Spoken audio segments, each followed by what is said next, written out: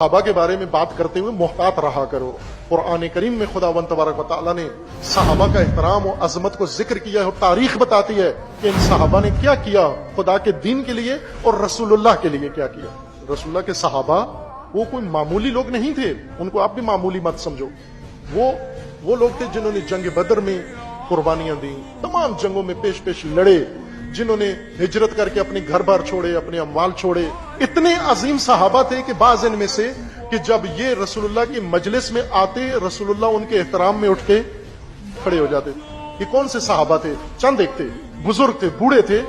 जब ये रसूलुल्लाह की मजलिस में आते, रसूलुल्लाह उठ जाते और लोगों को कहते इनको जगा दो। कुरान में आयत मौजूद है।